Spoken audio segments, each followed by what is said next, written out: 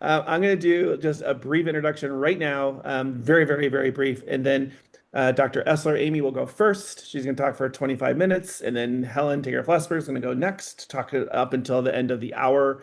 But both of these subjects, I could probably have given them the whole time to do. Amy is a recurring guest of ours whenever the CDC numbers come out. She's going to kind of present the more in-depth behind the scenes into the weeds prevalence information. So thank you so much for your expertise in showing us that, Amy. And actually, it's a good segue because that kind of tied into what happened with RFK and others that Helen has been the forefront of with the Coalition of Scientists. And I've known Helen professionally for years. She's a legend in the field. I don't even know how to introduce her, to be honest with you. So I'll let her do herself. She's incredibly well known, especially in the speech language and autism world. But yeah, incredibly appreciative of this initiative and really, really curious to hear what she has to say. So I will both turn my camera off and my mic off and hand it over to you, Amy. All right, thank you, Steve. I practiced this already, uh, so I'm going to start my presentation, but this is weird. Now I can't find it. Oh, wait, never mind. Hold on. Ah, here it is. Sorry. Gosh, I even practiced that. Okay. Hello, everybody. Are you okay? Somebody please let me know if you aren't. That's perfect. It looks fine. Good. Thank you. Thank you. I'm Amy Essler. I work at the University of Minnesota. I am a licensed psychologist, but I do a lot of research in epidemiology, it turns out, so autism prevalence. And I'm going to talk about the latest results from the Autism and Developmental Disabilities Monitoring Network, or ADDM, which is the group of sites funded by the CDC to share the latest autism rates every 2 years. So although these numbers came out in April 2025, they are looking at study year 2022.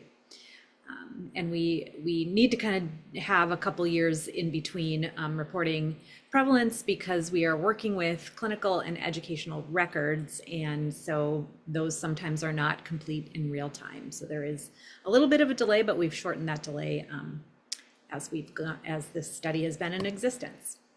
Just a quick note about language. Because this research comes from a medical model framework, you will hear words like disorder, disability.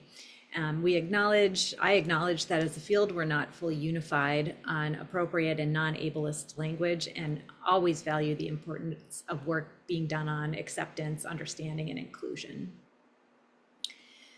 Okay, so the ADDM network has been tracking autism prevalence in the US since the year 2000. All states across the network use the same methods to track prevalence in 4 and 8-year-old children with autism and other developmental disabilities. And it has a legacy within the autism field. You may not know that although you always hear these prevalence numbers being, one in whatever in the US has autism, always referencing the US, it's actually not in all states and not in all communities in the US. In 2022, so we are funded for 2022 and 2024, data collection for 2024 is underway. We had 16 states participating. So it is not throughout the US. There are 16 states that bring out these numbers.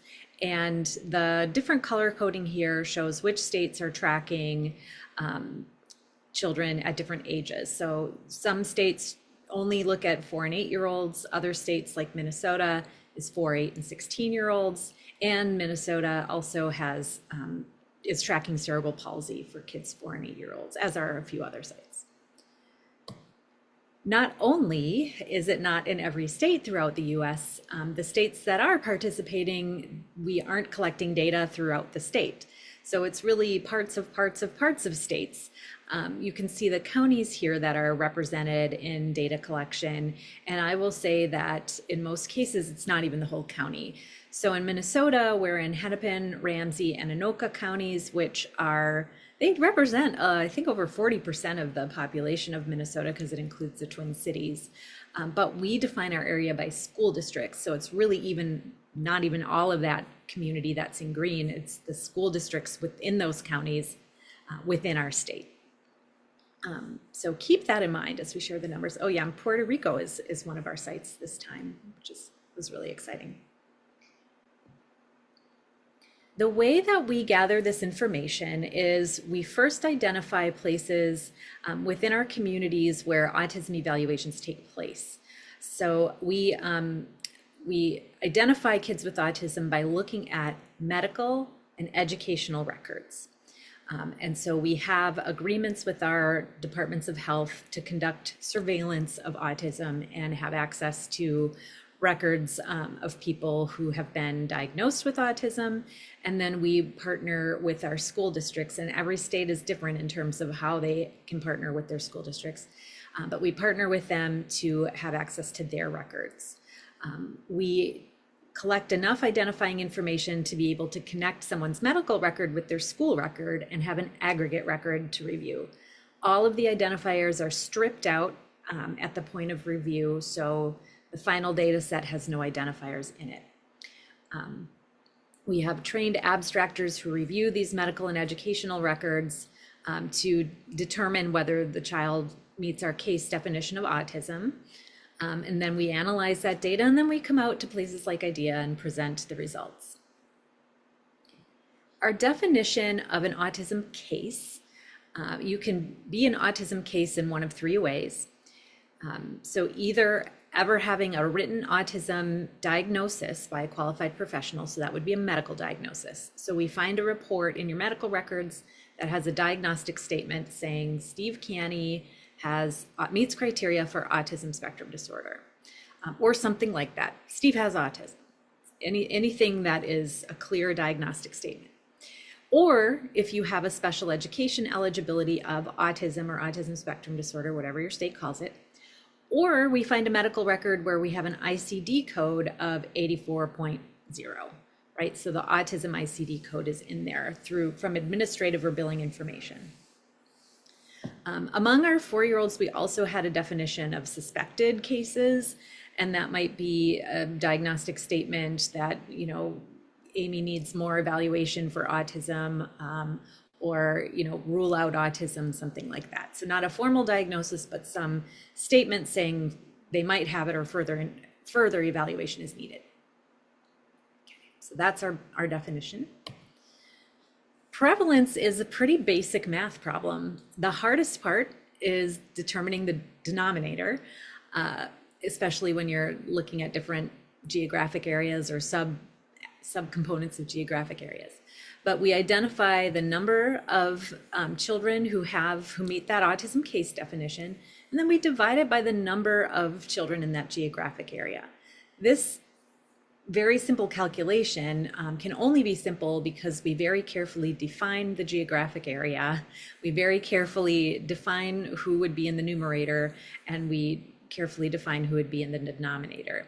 So you are in the denominator if you lived even one day in the geographic area that we define in the year 2022. And so that's how we define prevalence.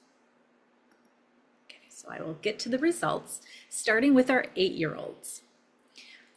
Maybe some of you saw Robert F. Kennedy present this data actually a day or two before the embargo was lifted, where we could present the data, so that was awkward. But the latest rate is 1 in 31, or 3.2% of children in our 16 sites identified with autism in the community. This is an increase over time. So this also gets shared a lot.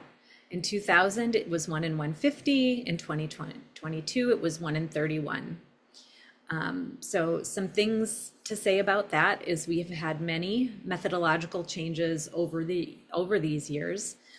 The autism definition has broadened. In 2000, it was DSM-4. We've gone to DSM-5. We've been We've had awareness campaigns. We've certainly seen an increase in the identification of children with less impaired forms of autism. And that plus the fact that premature babies are living more than they did before, and older parents having children is what we think mostly contributes to the rise, with the biggest one being the broadening of the definition of autism and greater awareness, and then those premature babies and older parents being smaller contributors. But also methodological changes, because one of the things that I said is we have 16 states that we're looking at in 2022. In 2020, we had 11 states, and not all of the states have been the same across these years. 2016 is when California joined. So we started to see some increases in prevalence because California has quite a lot of, I know there's people from California on this call, I have quite a lot of resources devoted to early identification. So those types of changes also can impact our number. But the fact is it is going up over time. Nobody I work with the CDC and my colleagues across these 16 sites would describe this as an epidemic. We would say that we are better identifying kids who have always existed. The other thing to see is that states are different in how different states have different prevalence, right? So California and Pennsylvania had the highest autism prevalence. And Minnesota, where I live, was fourth, but we're pretty much in line with a lot of other states. Texas, Laredo, Indiana, and Texas, Austin were our three newest sites, so they're lower prevalence. You know, they had a smaller geographic area to work with, so we'll kind of see if this trend stays as they get up and running a little bit more. But also these different colors mean where these kids were identified. So the green means they had some sort of medical diagnostic statement of autism. The blue means that they had a special education eligibility without a medical record documenting their autism. And then the purple is we only found an ICD code. So in Minnesota, you can see we've got a lot of kids who are special ed only identified, and that's not as much of a proportion for some of the other states. New Jersey, I think they have a rule that you can really only get special ed for autism if you have a medical diagnosis. So that impacts their numbers there. But it's sort of interesting to look at where we were able to get a diagnostic statement or special ed eligibility versus just a code. We always look at demographic variables and differences in autism rates across demographics. There has been much more attention paid to autism in females, and we are seeing, whereas like for 20 years, we saw really a 4-to-1 rate, male to female. This was 3.4 to 1 this time. So we might be seeing a little bit more of those girls with autism who, again, probably always existed, but went undetected, getting identified. And this is our prevalence by race and ethnicity. So we saw significant differences this time in Asian children, Hispanic children, and Black children having higher prevalence than white children. You don't see Native American children on this graph because we really didn't identify enough across all of our sites to include them in analyses. This one does have Asian or American Indian or Native American. You can see they have a pretty large confidence interval. Let me explain what this graph is looking at. This is looking at autism prevalence over time by race and ethnicity, and it shows confidence intervals here. So the dot is the point prevalence, and then the brackets around is 95% confidence interval. 95% of the time, we think the rate would fall in that range. When you have a wider confidence interval, it means it's a less precise estimate.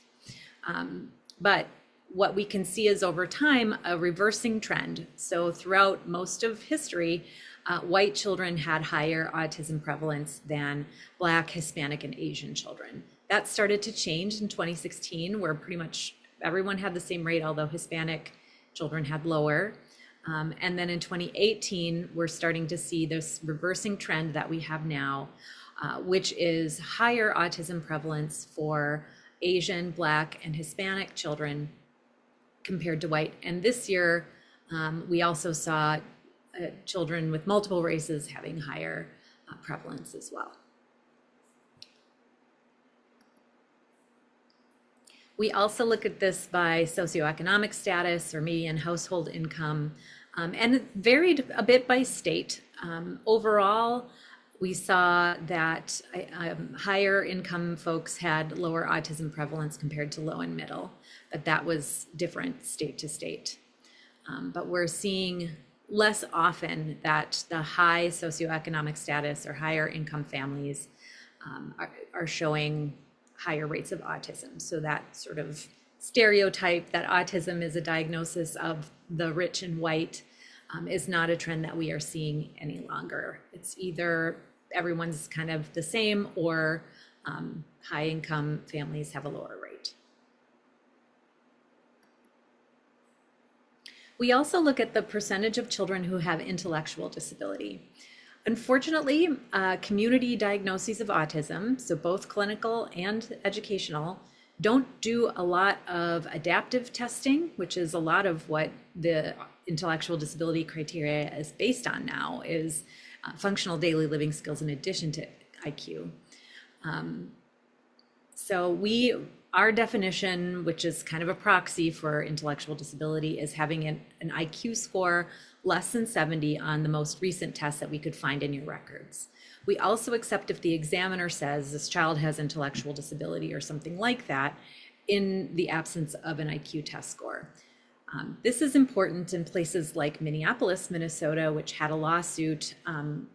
This was before I think I was even in grad school, so it's ancient, but it was there. A lawsuit where Black families, we were over-identifying Black children with intellectual disability based on IQ scores. So Minneapolis lost a lawsuit and stopped reporting IQ scores for really anybody they were seeing for special education. And that's Minneapolis, but that is a trend that we see across the country. So the percent with intellectual disability has been pretty stable over time, around 40%. Usually we see it anywhere from a third to 40% of the kids that we identify have an IQ less than or equal to 70 in their records on their most recent test. We have seen a lot of change though year to year in the percent missing IQ data in their records. And this varies a lot by state. Minnesota, I think, had 71%, and other states had, less than half. So that varies a lot by state. And this is the percent of 8-year-olds with intellectual disability and co-occurring, so autism and co-occurring intellectual disability by sex and race ethnicity. We used to see higher rates of intellectual disability among females compared to males, and we haven't seen that in the last couple rounds, and we didn't see that this year. And we are still seeing, however, a disparity here where Black, Asian, and Native American kids in particular having higher rates of intellectual disability than white children. And so that is an area of disparity that we just report numbers. We don't necessarily know the why of it, but things that we worry about is differential access to early intervention, which we know can prevent intellectual disability. We also worry about bias in identifying intellectual disability. We also worry about cultural differences in and stigma, and whether children with less impact from autism are maybe not getting a diagnosis. Okay. This is a Venn diagram I won't spend a long time on, but it's looking at how were you identified? Was it that ICD code? Was it a diagnostic statement? Was it special ed eligibility? It's interesting that only, about 35% had all three. There's quite a number of kids who just have special ed eligibility or just have a diagnostic statement. Or, so either just seen in the special ed realm or just seen in the medical realm. Okay, I'll talk about what did we see for 4-year-olds, we often see lower prevalence among 4-year-olds because, wait lists are long and it can take a while to get referred and evaluated. So the rate was not that different from 8-year-olds, 1 in 34 or 2.9%. And this is how it looks from state to state. So again, California having that higher autism rate compared to other states, and just want to remind people of their significant investment in early identification in their regional centers. Minnesota, again, showing a lot of kids identified through special education. And this is looking at how prevalence compared for 4-year-olds versus 8-year-olds as one way of looking at how are these states doing with early identification. So California has, higher rate of identification of 4-year-olds versus 8-year-olds. Minnesota, not so much. Georgia, not so much. And then this is the breakdown of where we're seeing kids identified. And here we are seeing a little bit more identification in the medical realm. One thing to point out is special education. It varies by state, but generally between in early childhood, certainly through age 4, you can receive special education under this kind of generic developmental delay label. And so different states, different districts have different policies on how long they just give everybody sort of the DD label before they look to a more categorical label. Our advice would be, if you think it's autism, call it autism and use that autism special ed eligibility, but there's variability in how people adhere to best practice. And this is the prevalence by race, ethnicity, and we're again seeing the lowest rate for white children, and all of these other groups, except for American Indian, again, big confidence interval, have a higher rate of autism compared to white.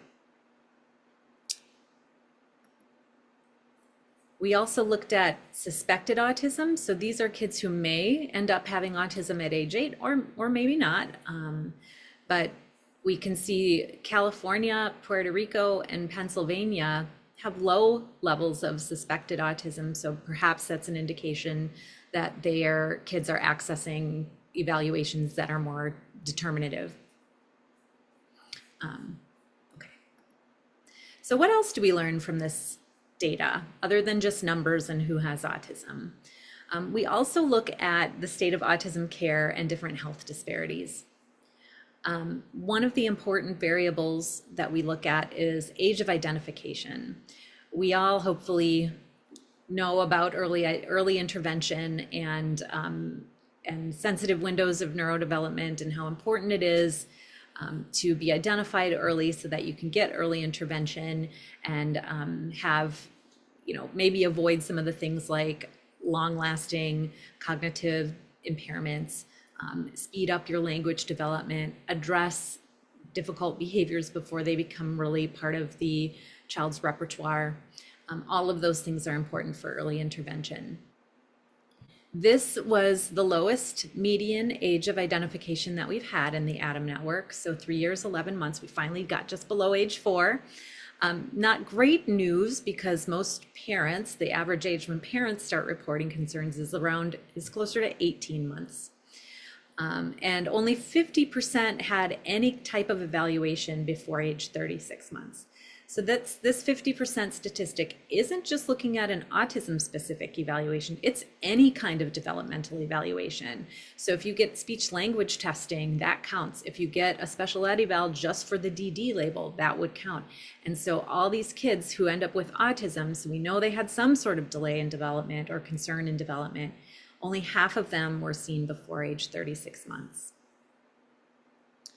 Median age of identification, though, isn't the best statistic because it just it's the median, right? And 50% get identified after that, 50% before. There could be some good reasons that some kids don't come to attention until later in life. So we started looking at this cumulative incidence, which is looking at the rate of identification over time. And we want, for early identification to be occurring, it would mean that the rate of identification in the cohort of 4-year-old children is faster than for 8-year-old children. And when we combined all sites together, that's exactly what we saw. We are seeing faster rates of identification at age 4 years compared to 8 years, which means that we are catching the kids showing signs a little bit earlier. But that also varied state to state. So much to my horror, look at Minnesota. It's basically the same line. We are not doing better at identifying our younger kids than we are kids who are older. Puerto Rico, I think, was over 3 times the rate of their 8-year-olds. Minnesota was like 1.0. But you can see different states here. Something new we reported that is really important to me as an ADOS and ADI trainer is, was there an autism measure used in your autism evaluation? This is by state, whether anybody used an autism diagnostic test, and if they did, what kind they used. And that varied. The total was actually pretty good news. It's 67% had some sort of autism test.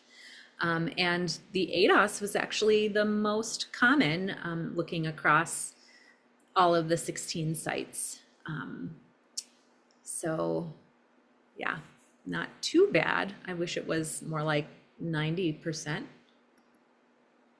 And here's what it looks like 4-year-olds versus 8-year-olds.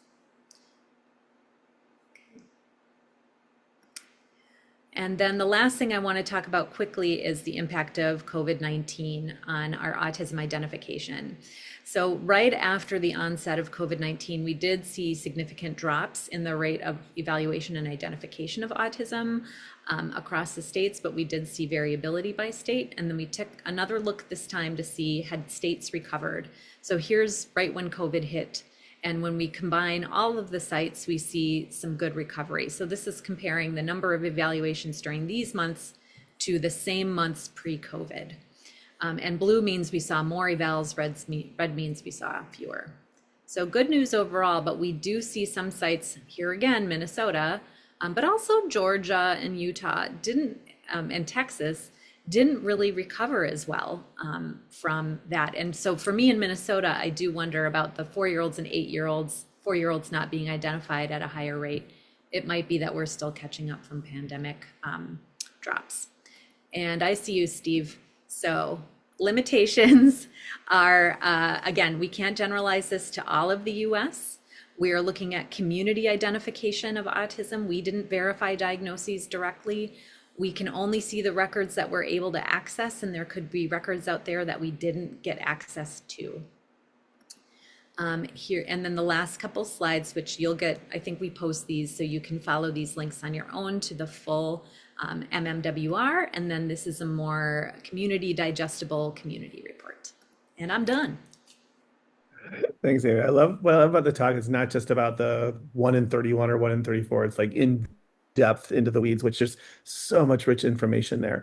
If we can, I posted here. Let me make sure I do this. There you go.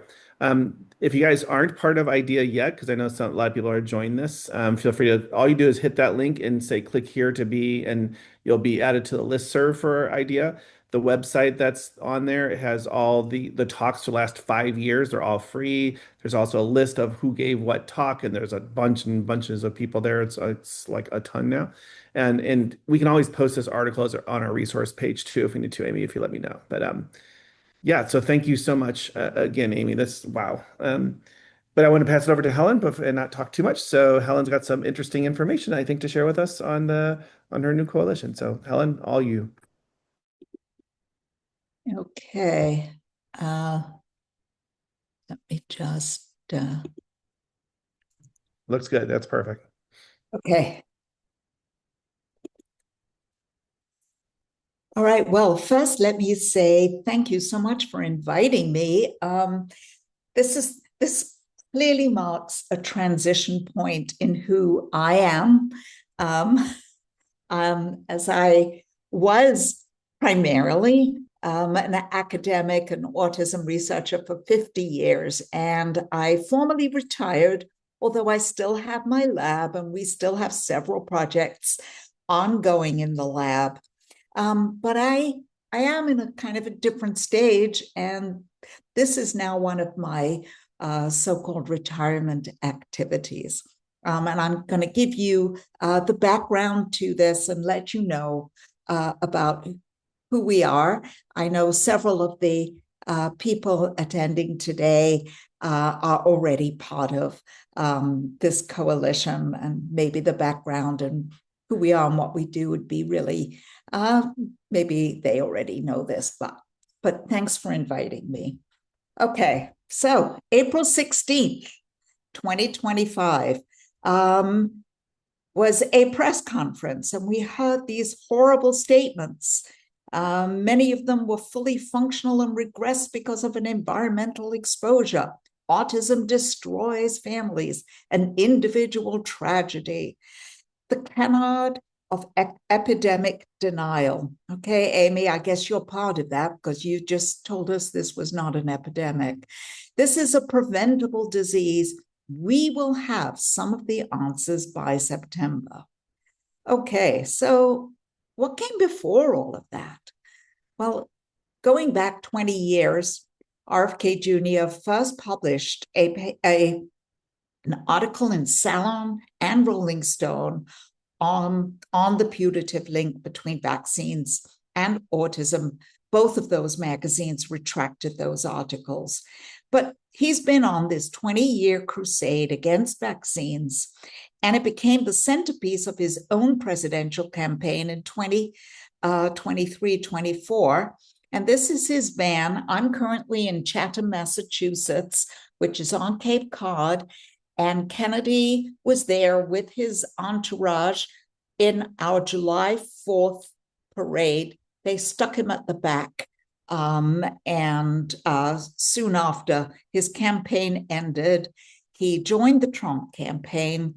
And it's actually a year already since he gave birth to what he called the Make America Healthy Again. So in November, he was nominated to be secretary, and he was sworn in on February 13th.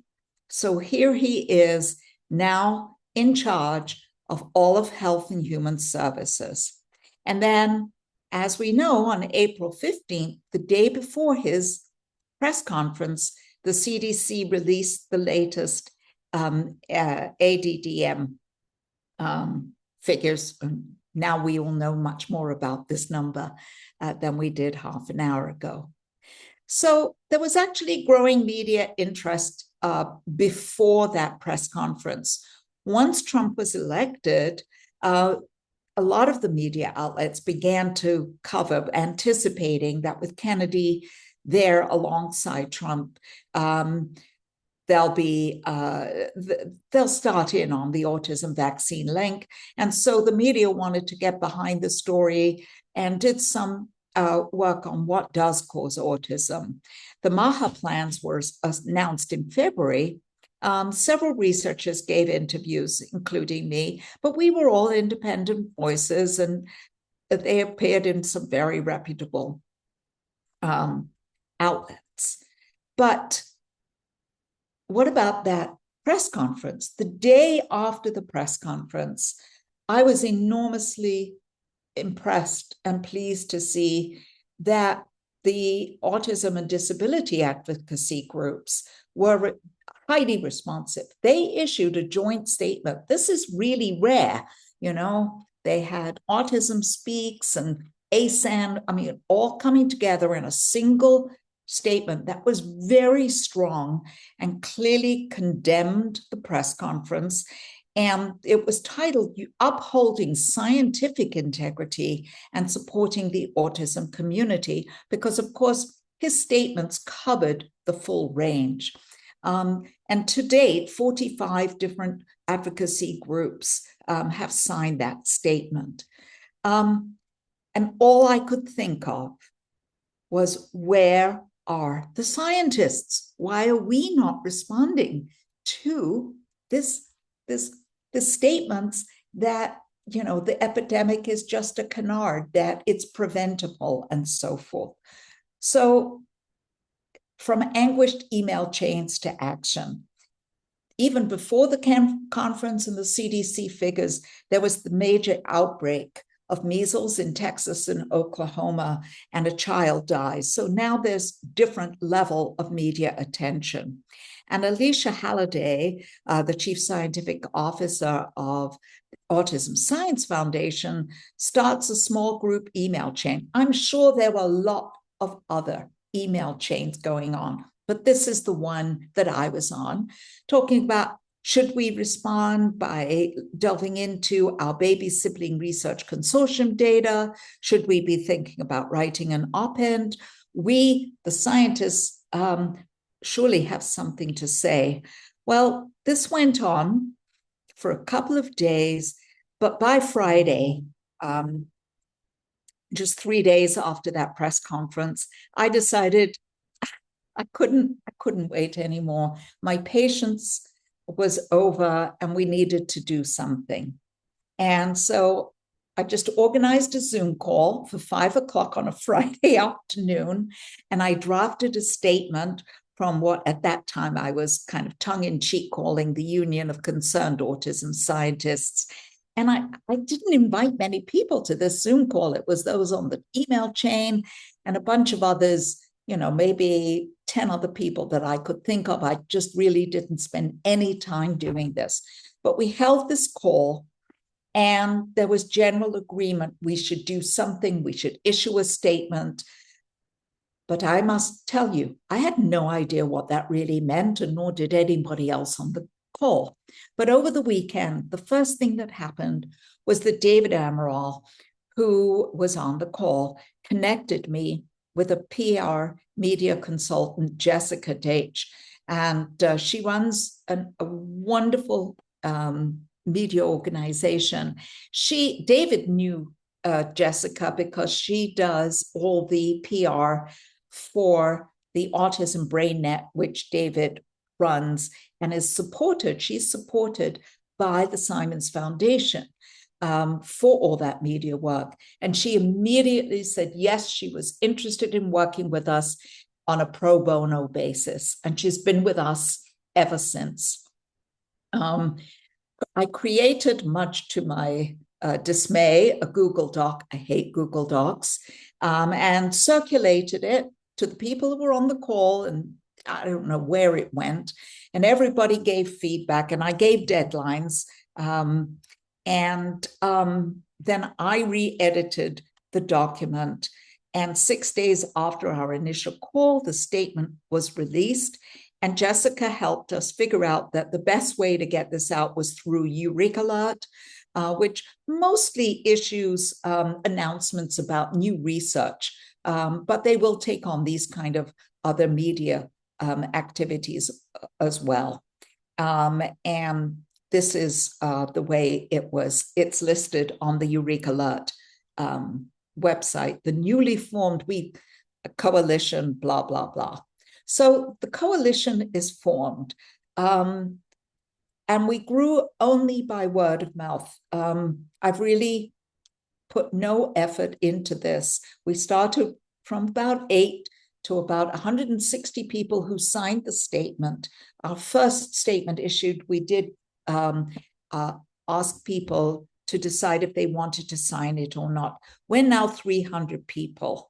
And I should say, when this started, I thought it would just be the most senior people in the field who would feel less vulnerable. And we didn't encourage junior people to join, didn't encourage other people. But at this point, that's really who we are. We are a much broader group of people, including quite a number of autistic researchers, all sorts, covering the full range of areas of autism science. Came up with a more neutral name than the tongue-in-cheek. We have a website which Jessica organizes and maintains for us. We have a logo which I created. That's my one and only using ChatGPT, and it's not very inspirational, but I felt like we had to have something.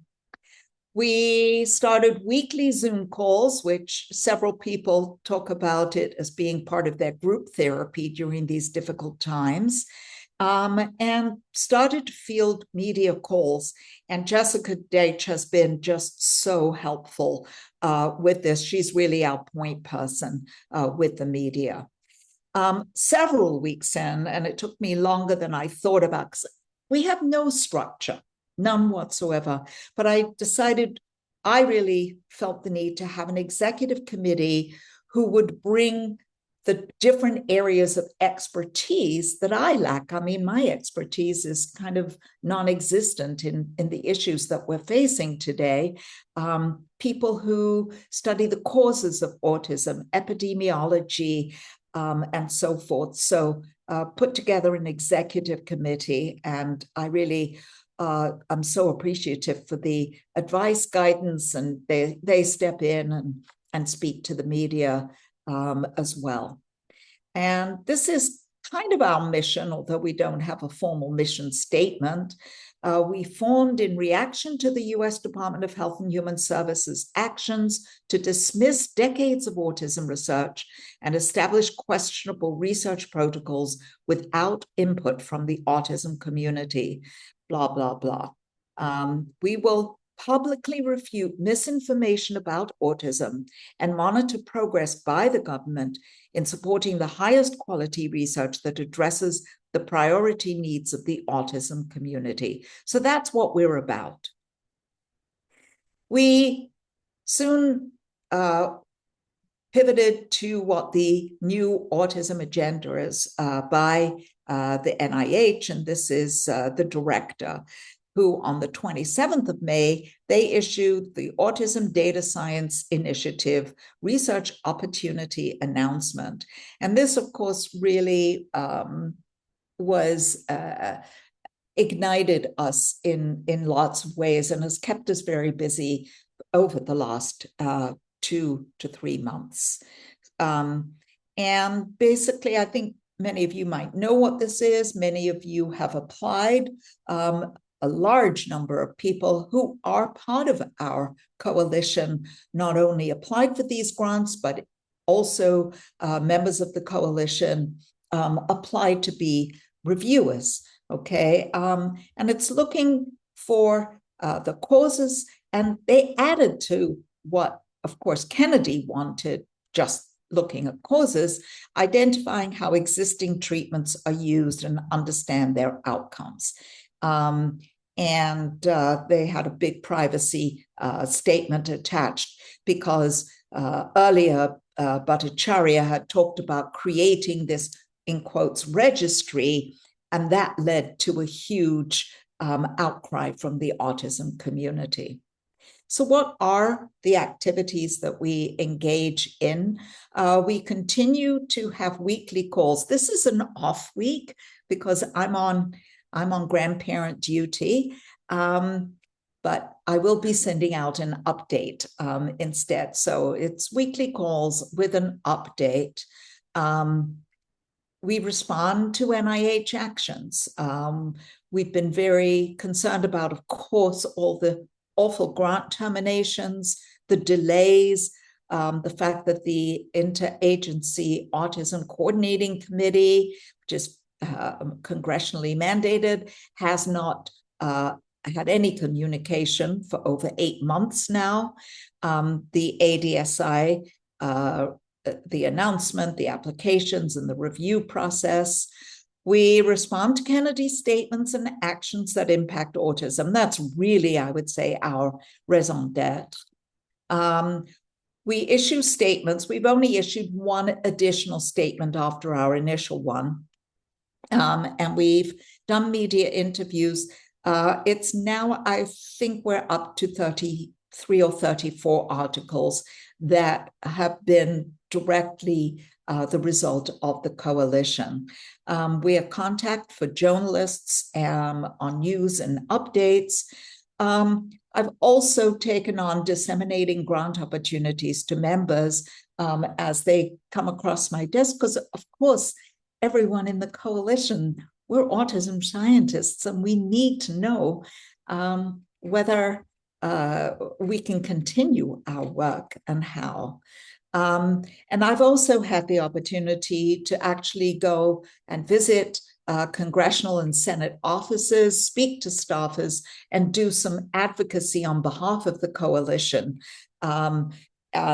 twice so far, and expect to continue to do so in the fall.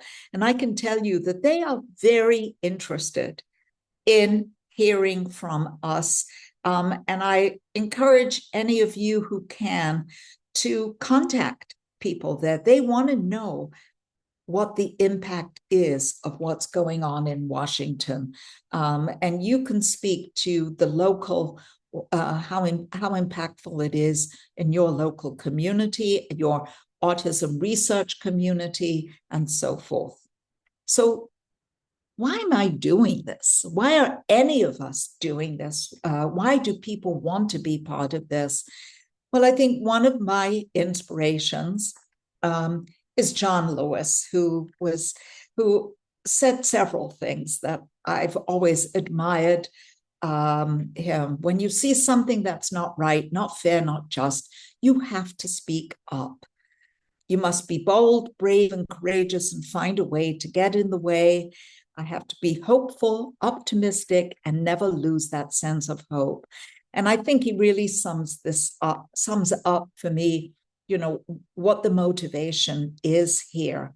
And, just as a personal aside, my father was born and grew up in Germany, and he lived in Germany as a Jew between 1933 and 1938, after Hitler came to power. He was fortunate and was able to escape, illegally, of course, and he was an illegal immigrant, but a huge inspiration. And, he did not have opportunities to speak up, but he did make his way to England and would tell me stories all through my childhood about how things were in Germany during that time. So we know now you have to speak up if you can. And many of us are not in a position to be able to speak up clearly because too much is at stake. But for someone like me, I feel that I can. So what's the future? Well, we are very carefully watching the ADSI grant awards. Who are they going to give these to? What are the terms and conditions?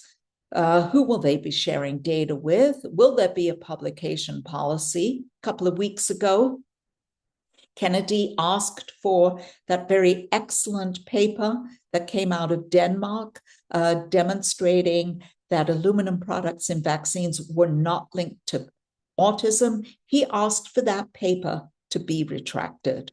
What will be NIH's role in the ADSI? We're watching David Geyer and Lynn Redwood, both of whom have been hired now at Health and Human Services. These are two very prominent anti-vaxxers. We're monitoring the new NIH activities about whether there will be new autism funding. We're watching the rollout of what's called the Real World Data Platform, which honestly is just the registry with a new name that's going to bring together all sorts of information. It's not just to look at autism, it's apparently across all chronic disease, but still autism will be the first area that they're going to investigate with this Real World Data Platform. We're interested in, are they going to reinstate the IACC? Who will be the new members? Because it is Kennedy who gets to appoint members to the IACC. And I added this slide just last night. Yesterday, there was this cabinet meeting. Maybe some of you saw this. You can catch it on YouTube. But there was this dreadful exchange between Trump and Kennedy, who you see here. Here you've got, I took the screenshot. We will have announcements as promised in September. And Trump began this exchange by saying, the autism is such a tremendous horror show. So it was, here we are, we're back April 16th. Thought we'd moved beyond here, but we really haven't. And so yesterday afternoon, I spoke to 3 or 4 reporters who were as shocked as I was, and as I'm sure you all were too, at this totally appalling and shameful exchange. Thanks for inviting me. Thanks for listening. You can contact me at my email, which is anyway available anywhere, and check out the coalition. If you're interested in learning more, check out the website. And if you want to be part of this, just send me an email. We are completely low tech. I did make a foray into using Slack, but that was not very functional for our purposes. So I'll leave it there. Thank you. I always find it hard to respond to talks like this. It's terrifying in many ways and frustrating. I'm one of the scientists who got a grant cut as part of a big grant with Jeremy Veenstra Vanderwill for $50 million P50 that got cut, now back. But Helen, quick question for you. Many of the folks, and there's 1,000 people on the Ideal Listserv now. We have about 150 on this call, or so 114. Many of them, I don't know if they identify themselves as scientists. We're all probably research scientists, clinician scientists. So I was just making sure from you, is the door open for any of us on this listserv, for any of us on this call to be a part of this, even though they may not identify themselves as scientists? Absolutely. We have quite a lot of people who are not scientists, who are clinicians.